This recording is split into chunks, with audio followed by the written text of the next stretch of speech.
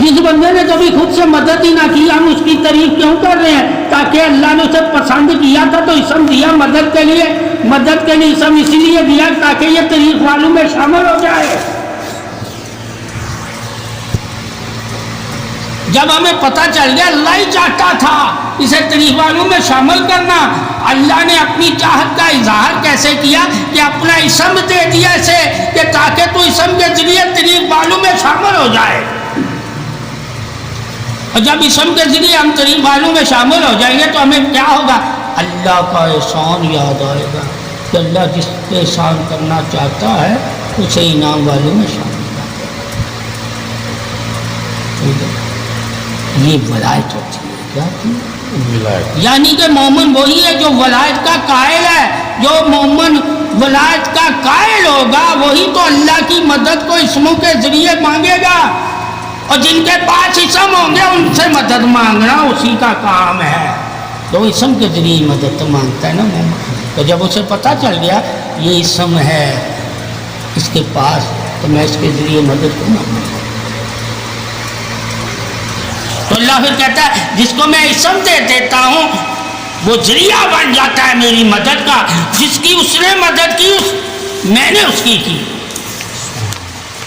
پھر اللہ کہہ دیتا ہے کہ جسے میں اسم عطا کر دیتا ہوں اگر وہ کسی کی مدد کرتا ہے تو یاد رکھو اس نے میری طرف سے مدد کی ہے، میں مددگار ہوتا ہوں۔ ٹھیک ہے، اس وجہ سے اللہ کے ولیوں کو ہم مددگار کہتے ہیں کہ اللہ ان کے ذریعے ہماری مدد کرواتا ہے۔ تو ذریعے کو بھی ماننا مدد کے لیے لازم ہے، ورنہ اللہ کی مدد کی دلیل ہم کہاں سے دیں گے؟ تو اللہ کی مدد کی دلیل اللہ کے بندے ہیں، اور بندوں کی مدد کی دلیل کون ہے؟ فرشتے، اور فرشتوں کی مدد کی دلیل خدا خود ہے۔ اللہ کہتا ہے میرے پھر بندوں کے پاس فرشتے ہوتے ہیں جو ان کی مدد کرتے ہیں، وہ تمہاری مدد کرتے ہیں۔ ٹھیک ہے، تو یہ بھی مدد کرتے ہیں۔ تو پھر اللہ کیا کہتا ہے میں جس کی روزی میں برکت چاہتا ہوں فرشتوں کو حکم دیتا ہوں اس میں برکت کر دو، وہ برکت والی روزی تو میں نے اس کی ہے، وہ جب تمہاری مدد کرتا تو میں چاہتا ہوں اس کی برکت سے تم بھی برکت والا بن جا۔ ٹھیک ہے، انکاری نہ بننا، چاہے تجھے نظر آتا ہے یا نہیں آتا،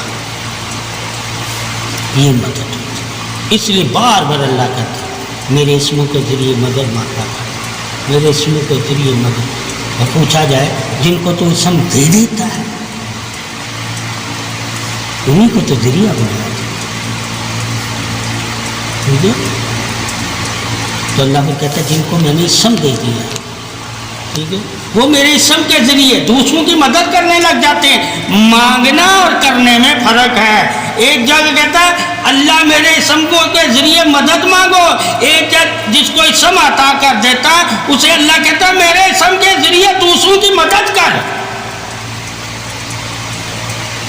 تو پھر مدد کرنے لگ جاتے۔ لوگ اسے اپنا مددگار مانتے کہ فلاں نے یار میری مدد کی، کہاں سے کی؟ اللہ نے اسے اپنا اسم دیا، اس وجہ سے خود سے وہ تمہاری طرح انسان ہے۔ ٹھیک ہے، خود سے اس کی تعریف نہ کرنا، خدا کے علم سے اسے تعریف کرنا۔ جب خدا کے علم سے تو اس کی تعریف کرے گا کبھی گمراہ نہیں ہوگا، خود سے تعریف کرے گا تو گمراہ ہو جائے گا۔ اس لیے کہتے ہیں کبھی خود سے تعریف نہ کیا کرو، علم حاصل کرو تعریف کے لیے، اور جتنی حد علم بتائے تعریف کی اتنی ہی اگلے کی تعریف کیا کرو۔ جو خود سے تو اندھے بھی تعریف کرتے ہیں مدد کرنے والے کی، یعنی کہ کافر ہندو عیسائی سکھ بھی مدد کرنے والے کی تعریف کرتے ہیں، مگر وہ خود سے کرتے ہیں۔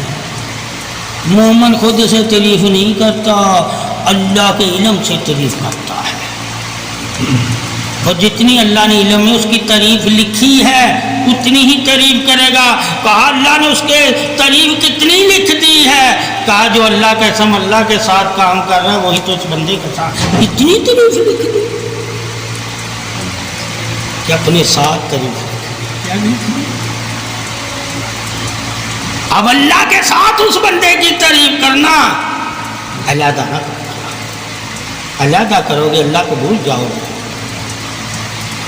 تو کفر کر بیٹھو گے۔ تو تعریف کسی بندے کی جب کرو تو اللہ کو یاد رکھو، میں اللہ کی وجہ سے اس بندے کی تعریف کر رہا ہوں، اللہ نے اسے تعریف کے قابل بنایا ہے تو اس لیے میں تعریف کر رہا ہوں، اگر اللہ اسے تعریف کے قابل نہ بناتا تو میں کبھی اس کی تعریف نہ کرتا۔ یہ تعریف کے پہلو ہیں علیحدہ علیحدہ، ٹھیک ہے؟ اس لیے اللہ کہتا ہے میری بنی ہوئی چیزیں کی بھی تعریف کیا کرو۔ کس کے لیے؟ کہ میں نے اسے بنایا ہے۔ جب تم یہ جانتے ہو کہ میں نے اسے بنایا ہے تو جب تم تعریف کرو گے تو میں ہی خوش ہوتا ہوں، ٹھیک ہے؟ تو جب جڑی بوٹیوں کی تعریف سے بھی اللہ خوش ہو سکتا ہے تو بندے کی تعریف سے نہیں خوش ہوگا، ٹھیک ہے؟ تو بنایا اللہ نے، جب ہمیں علم دے دیا اللہ نے کہ میں نے بنایا ہے، کس لیے بنایا؟ تاکہ یہ میری تعریف کرے۔ کیا کرے؟ میری تعریف کرے۔ اور وہ بھی ہیں جن کو میں نے بنایا ہے وہ میری تعریف سے جلتے ہیں، انہیں آگ لگتی ہے، ان کی تعریف نہ کرنا، ٹھیک ہے؟ جیسے خبیث، خباث، ٹھیک ہے، خناس، شیطان، نمرود، ایسے ان کے سامنے جب تعریف کرو گے، ٹھیک ہے، تو وہ میری تعریف سے آگ بگولا ہو جائے گا، تمہیں مارنے لگ جائیں گے۔ تو ایسے لوگوں کی تعریف نہ کرو جو میری تعریف کی وجہ سے تمہارے دشمن ہو جائیں، وہ میرے بھی دشمن ہیں جو تمہارے دشمن ہیں، ٹھیک ہے؟ تو تعریف کی وجہ سے جان جانا، کچھ دشمن بھی بن جاتے ہیں، کیا بن جاتے ہیں؟ دشمن بھی بن جاتے ہیں۔ تو تم جب تعریف کرو گے تم ان دشمنوں کو جان جاؤ گے یہ دشمن ہے اللہ کے، کیونکہ ان کے چہرے آگ بگولا غصے میں آ جائیں گے۔ کیا آ جائیں گے؟ غصے میں آ جائیں گے، ٹھیک ہے؟ میری تعریف دلوں کا اطمینان ہے، غصہ نہیں ہے۔ اور جو میری تعریف سن کے جن کے دل ٹھنڈے اطمینان پائیں، خوشی پائیں، محسوس کریں اور خوش ہو جائیں، وہ میرے بندے ہیں، اور جو میری تعریف کر کے خوش نہ ہو وہ شیطان کے بندے ہیں، ٹھیک ہے؟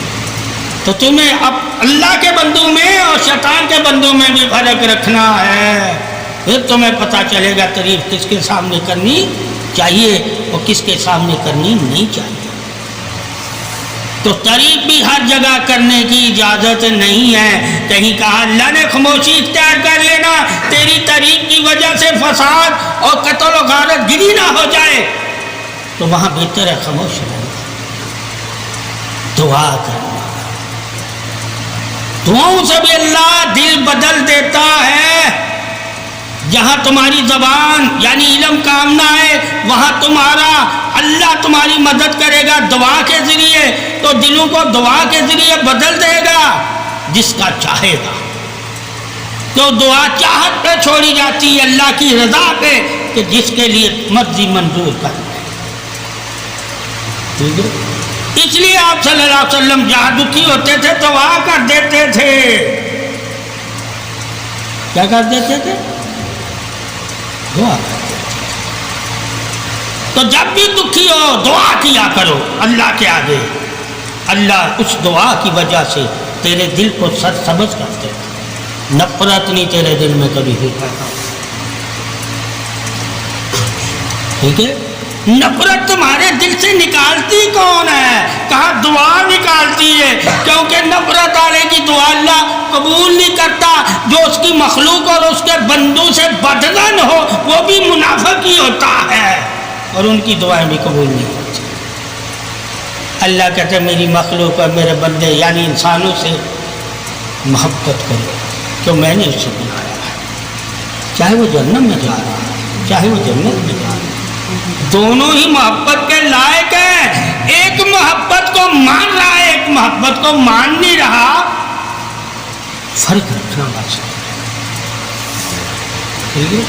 مگر میری مخلوق کی طرح اگر دیکھو گے تو میں دونوں کو دے رہا ہوں، جو ماننے والا اسے بھی میں ہی دے رہا ہوں، جو نہیں مان رہا اسے بھی میں۔ تو جب تیرے پاس مانگنے آئے تو تو نے بھی فرق نہیں کرنا۔ اگر مانگنے والا ہے بھوکھا، یعنی کہ اللہ کو ماننے والا بھوکھا تیرے پاس، تو تو اسے بھی کھلا دینا، اور جو اللہ کو نہیں مانتا اور بھوکھا ہے تو اسے بھی کھلا دینا۔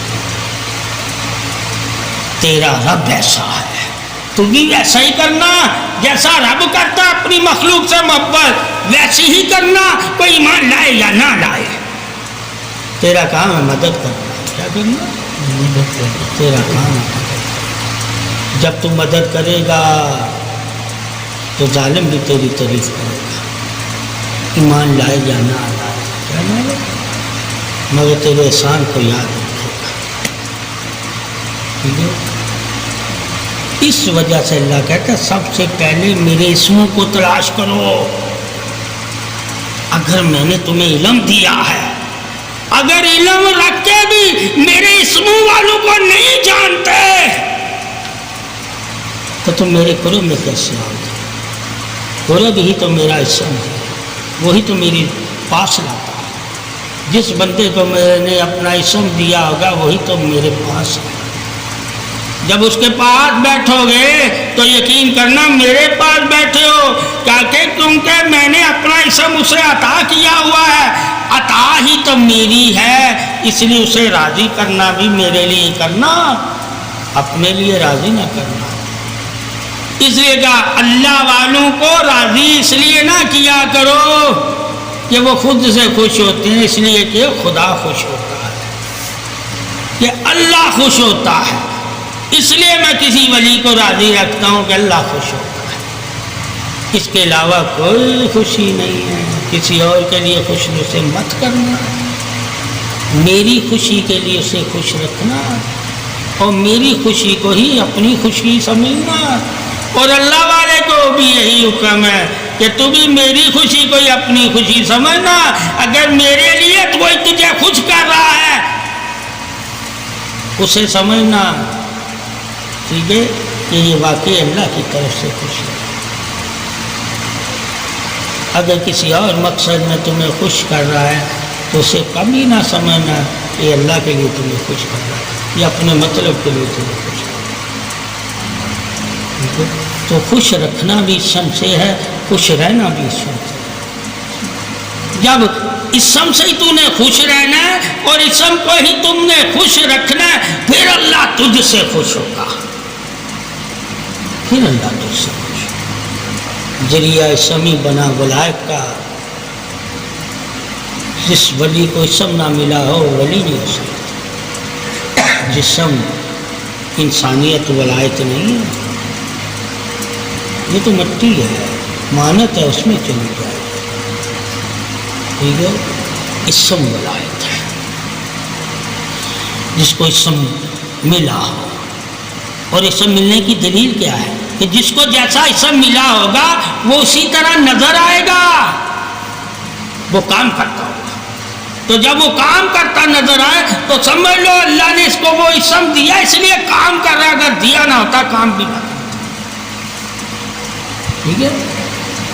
دیا نہ ہوتا تو ثابت ہوا۔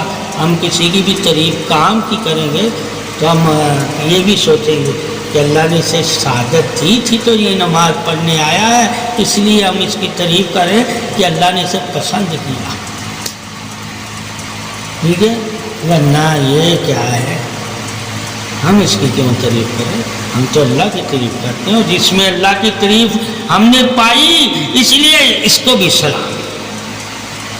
یہ ہے عظمت اسموں کی، اور علم تمہیں اسموں کی عظمت بتائے گا۔ اور جب علم رکھ کے بھی تم اسموں والوں کے پاس نہیں آؤ گے، ٹھیک ہے، تو تمہیں کیسے پتہ چلے گا کہ علم کہاں